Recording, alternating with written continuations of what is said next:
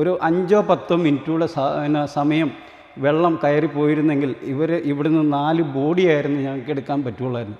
ഇറങ്ങാൻ പറ്റാത്ത അവസ്ഥയായി, ജാമായിപ്പോയി. അത് ഞങ്ങൾക്ക് ഇറങ്ങാൻ പറ്റുകയില്ലായിരുന്നു. 4 വയസ്സായ കൊച്ചുണ്ടായിരുന്നു ഞങ്ങളുടെ കയ്യിൽ. ഞാനിപ്പോൾ നിൽക്കുന്നത് ഈരാറ്റുപേട്ട കാരക്കാടുള്ള അനസിൻ്റെ വീട്ടിലാണ്.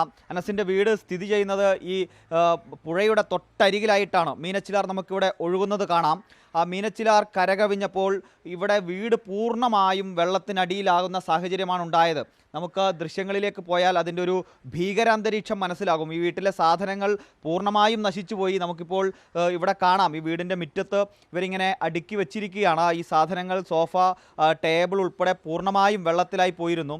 ഇതിൻ്റെ ഒരു ഭീകരത മനസ്സിലാവണമെങ്കിൽ ഈ ചുമരിൽ നമുക്ക് നോക്കിയാൽ കാണാം. ചുമരിൽ ഒരു 1.5 ആൾ പൊക്കത്തിൽ, 1.5 ഒരു 2 ആൾ പൊക്കത്തിൽ വെള്ളം കയറിയതിൻ്റെ ചെളി പാട് നമുക്കവിടെ കാണാൻ കഴിയും. ഇവരുടെ ഗ്ലാസ്, ജനലിൻ്റെ ഗ്ലാസ്സൊക്കെ പൂർണ്ണമായും പൊട്ടിപ്പോയുന്ന നിലയിൽ അത്രയും ഭീകരമായിരുന്നു ഇവിടുത്തെ സാഹചര്യം. എന്ന് മാത്രമല്ല, ഇപ്പോൾ വെള്ളം ഇറങ്ങിപ്പോയെങ്കിലും ഈ വീട് വാസയോഗ്യമല്ലാതായി തീർന്നിരിക്കുന്നു എന്നതാണ് ഒരു പ്രധാനപ്പെട്ട പ്രശ്നം. നമുക്ക് ദൃശ്യങ്ങളിൽ കാണാൻ വ്യക്തമാകാൻ പറ്റുമെന്നാണ് തോന്നുന്നത്.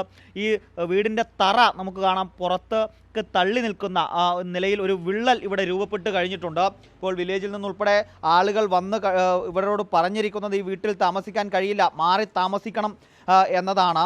വീടിനകത്തേക്ക് കയറിയാലും കൂടുതൽ ഭീകരമാണ് കാഴ്ചകൾ. ഇവർ എങ്ങനെയാണ് ഇവിടെ നിന്ന് രക്ഷപ്പെട്ടത് എന്ന് ഇവർ പറയുന്നത് കേട്ടാൽ നമുക്ക് പറയുന്നത് കേൾക്കുമ്പോൾ തന്നെ വലിയ പേടി തോന്നുന്ന സാഹചര്യമാണ് ഉണ്ടായിരുന്നത്. നമുക്കിത് ദൃശ്യങ്ങളിലേക്ക് വന്നാൽ കാണാം, ഈ വീടിൻ്റെ കട്ടിലപ്പടിയൊക്കെ പൂർണ്ണമായും മുങ്ങിയിരുന്നു. ഇതിലിത് ഇപ്പോൾ ഈ ചളിയും ഇതൊക്കെ വന്ന് തട്ടി ഇവിടെ പറ്റിപ്പിടിച്ചിരിക്കുന്നത് നമുക്ക് കാണാൻ കഴിയും.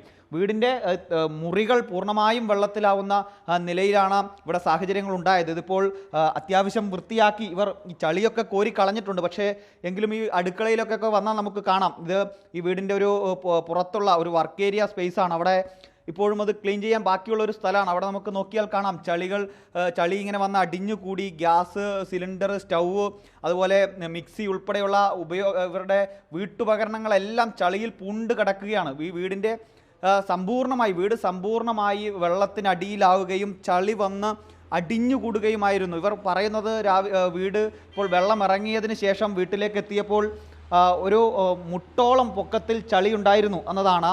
അതോടൊപ്പം തന്നെ ഇവർ ഇവിടെ നിന്ന് എങ്ങനെയാണ് രക്ഷപ്പെട്ടത് എന്ന് അറിയുമ്പോഴാണ് നമുക്കിതിൻ്റെ ഒരു ഭീകരത എത്രമാത്രം ഉണ്ടായിരുന്നു എന്ന് നമുക്ക് മനസ്സിലാവുന്നത്. നമ്മളിവിടെ എത്തിയപ്പോൾ നേരത്തെ അനസൊക്കെ പറയുന്നുണ്ടായിരുന്നു, ഇവിടെ നിന്ന് രക്ഷപ്പെട്ടത് നമ്മൾ ഈ ദൃശ്യങ്ങളിൽ കാണുന്നത് പോലെ ഇവിടെ ഒരു ചെറിയ ഒരു സ്പേസ് ഉണ്ട്.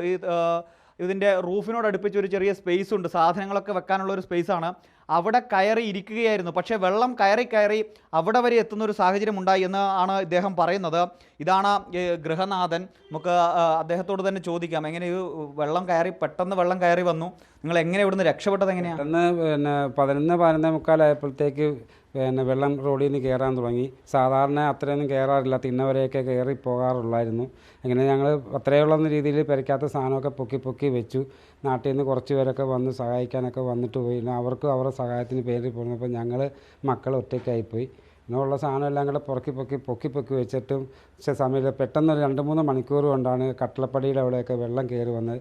ഞാനും എൻ്റെ മകളും വൈഫും കൊച്ചുമകളും ഉണ്ടായിരുന്നു, 5-6 വയസ്സായ.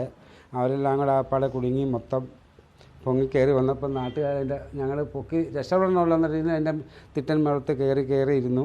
ലാസ്റ്റ് 10-40 സന്നദ്ധ പ്രവർത്തകർ, റെസ്ക്യൂ ഫോഴ്സിൻ്റെ സന്നദ്ധ പ്രവർത്തകർ വന്നിട്ടാണ് ഞങ്ങളെ കയറയിൽ കെട്ടി വെളിയിലേക്ക് ഞങ്ങളെ ബക്കറ്റിലൊക്കെ ആയിട്ട് വെളിയിലേക്ക് കൊണ്ടുപോയി രക്ഷപ്പെടുത്തിയത്. പിന്നെ വീട് രാവിലെ നോക്കി വെള്ളം ഇറങ്ങിയപ്പോഴത്തെ വീട് വാസയോഗ്യമല്ലാത്ത തറയിൽ നിന്ന് ഇടിഞ്ഞ് ഇറങ്ങിയിരിക്കുകയാണ്. അതിനിപ്പോൾ എന്താണെല്ലാം മാറണമെന്നൊന്നും അറിയത്തില്ല. എല്ലാം മൊത്തം പോയി. ഇനിയിപ്പോൾ എന്താണെന്ന് തുടങ്ങണം. നല്ല രീതിയിലാണ് മുമ്പോട്ട് പോയിക്കൊണ്ടിരിക്കുന്നത്. ഇവിടെ പൂർണ്ണമായി എല്ലാ സാധനങ്ങളും, ഉപകരണങ്ങളും കാര്യങ്ങളും എല്ലാം നശിച്ചു. വീട് തന്നെ ഇപ്പോൾ ഉപയോഗിക്കാൻ പറ്റാത്ത സാഹചര്യം ആയല്ലേ? പേടിച്ചുപോയി, നല്ല പേടിച്ചുപോയി. ഇറങ്ങാൻ പറ്റാത്ത അവസ്ഥയായി, ജാമായിപ്പോയി. അത് ഞങ്ങൾക്ക് ഇറങ്ങാൻ പറ്റുകയില്ലായിരുന്നു. 4 വയസ്സായ കൊച്ചുണ്ടായിരുന്നു ഞങ്ങളുടെ കയ്യിൽ. അത് കാരണം ഞങ്ങൾക്ക് രക്ഷപ്പെടാൻ പറ്റിയില്ല. പിന്നെ ബക്കറ്റിലാണ് കൊണ്ടുപോയത് കൊച്ചിനെ. പിന്നെ ഞങ്ങൾ കയർ കെട്ടിയാണ് കൊണ്ടുപോയത്. നല്ലപോലെ ഞങ്ങളെ വന്ന് രക്ഷപ്പെടുത്തി. അവരുടെ പുറത്തെല്ലാം കൂടെ കൂടിയാണ് നല്ല രീതിയിൽ വന്ന് ഞങ്ങളെ സഹായിച്ചതും. പിന്നെ നാട്ടുകാരെല്ലാം കൂടെ ഒത്തിരി പേര് കൂടി സഹായിക്കാൻ. നല്ല ഇവർക്കറിയാം, ഇവരോടൊക്കെ ചോദിച്ചാൽ അറിയാൻ. അതാണ് നിങ്ങൾ ഉൾപ്പെടെ വന്നാണ് ഇവിടെ സഹായിച്ചത്, ഇവിടെ രക്ഷിച്ചു പോയതല്ലേ? ഇവിടെ വരുമ്പോൾ എന്തായിരുന്നു ഇവിടുത്തെ ഒരു സാഹചര്യം? പൂർണ്ണമായി നമ്മളിപ്പോൾ നോക്കുമ്പോൾ ഈ മുറി പൂർണ്ണമായും വെള്ളത്തിൽ മുങ്ങി, ഡോറ് തുറക്കാൻ പറ്റാത്ത സാഹചര്യമായിരുന്നു. എങ്ങനെയായിരുന്നു ഇവിടുന്ന് രക്ഷിച്ചത്? ഇവരെ കുട്ടി ഉൾപ്പെടെ, ചെറിയ കുട്ടി ഉൾപ്പെടെ ഉണ്ട്, ഇവരെങ്ങനെയാണ് രക്ഷിച്ചത്? ഇവിടെ വന്നപ്പോൾ ഭയങ്കര ഭീകരമായ ഒരു അന്തരീക്ഷമാണ്. ഞങ്ങൾക്ക് ഫ്രണ്ടിലൂടെ ഏകദേശം 2 ആൾ പൊക്കത്തിൽ വെള്ളമുണ്ട്. അതിലേ വരാൻ പറ്റുകയില്ല എന്ന് മനസ്സിലാക്കി ഞങ്ങൾ പുറകിലൂടെ ഇതിൻ്റെ മുകൾ ഭാഗത്ത് ആ വട്ടികൊട്ട പാലം തകർന്ന റോഡുണ്ട്, ആ റോഡിൻ്റെ താഴെ കൂടെ ഇറങ്ങി ഇവിടെ വന്നപ്പോൾ ഇവിടെ 1.5 ആൾ വെള്ളമുണ്ട്. ഇവിടെ 1.5 ആൾ വെള്ളം നിൽക്കുമ്പോൾ ഞങ്ങളുടെ കയ്യിൽ എക്യുപ്മെൻറ്റ്സ് എന്ന് പറയാൻ വടം മാത്രമേ ഉള്ളൂ. ഞങ്ങൾ ഒന്നും നോക്കാതെ ഇതിൻ്റെ അടിയിൽ ഇദ്ദേഹത്തിൻ്റെ മകൻ അവിടെ നിന്ന് കരഞ്ഞ് നാട്ടുകാരോട് പറയുകയാണ്, പിന്നെ എൻ്റെ മാതാവും പിതാവും എൻ്റെ സഹോദരിയും സഹോദരിയുടെ കുട്ടിയും ഇതിനകത്തുണ്ടെന്ന് പറയുന്നത്. അങ്ങനെയാണ് ഞങ്ങൾ പെട്ടെന്ന് തന്നെ വടത്തേൽ കയറ് കെട്ടി ഇങ്ങോട്ട് വരികയും ഇവിടുന്ന് ഇതിൻ്റെ മുകളിൽ നിന്ന് ഇവർക്ക് വാതിൽ തുറക്കാൻ പറ്റാത്ത അവസ്ഥയായിരുന്നു. ഇവിടുത്തെ ഗൃഹനാഥൻ 3-4 പ്രാവശ്യം മുങ്ങിയിട്ടാണ് വാതിൽ തുറക്കാൻ സാധിച്ചത്. അത് കഴിഞ്ഞ ശേഷം ഞങ്ങൾ കുട്ടിയെ ബക്കറ്റിനകത്ത് മുക്കി പൊക്കിയെടുക്കുന്ന രീതിയിലാണ്. ഈ കട്ടളയുടെ മുകളിൽ നിൽക്കുകയാണ് ഈ ചെളി ഇവിടെ നിൽക്കുന്നത്. ഈ കട്ടളയുടെ ഇതിനകത്തൂടെ മുക്കി പൊക്കിയാണ് കുട്ടീനെ ആദ്യം രക്ഷപ്പെടുന്നത്. അതിനുശേഷം ഇവിടുത്തെ മോളെയും ഈ പിതാവിനെയും മാതാവിനെയും ഞങ്ങൾ രക്ഷപ്പെടുത്തി. ഒരു 5-10 മിനിറ്റൂടെ സമയം വെള്ളം കയറി പോയിരുന്നെങ്കിൽ ഇവിടുന്ന് 4 ബോഡിയായിരുന്നു ഞങ്ങൾക്ക് എടുക്കാൻ പറ്റുള്ളായിരുന്നു.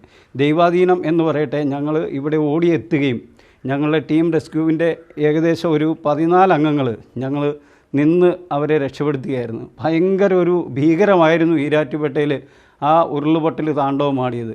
ഇപ്പോഴും ഞങ്ങൾ റെസ്ക്യൂ ചെയ്തുകൊണ്ടിരിക്കുകയാണ്. ഇപ്പം നിങ്ങൾ വന്ന് നേരത്തെ എടുത്തു പോയതാണ്. ഞങ്ങളിപ്പം അതാണ് ഇവിടെ പൂർണ്ണമായും ഈ അടിയിലായ നിലയിലാണ് ഈ വീട് ഉണ്ടായിരുന്നത്. അല്പസമയം കൂടി താമസിച്ചിരുന്നുവെങ്കിൽ ഒരുപക്ഷെ നമുക്ക് മറ്റൊരു രീതിയിൽ ഈ വാർത്ത റിപ്പോർട്ട് ചെയ്യേണ്ടി വരുമായിരുന്നു എന്ന രീതിയിലാണ് ഇവർ പറയുന്നത്. അത്രയും ഭീകരമായിരുന്നു അവസ്ഥ എന്നതാണ്. വീഡിയോ ജേർണലിസ്റ്റ് ഹണി തങ്കപ്പനൊപ്പം reporter Ramsha CP in Reporter, Kottayam.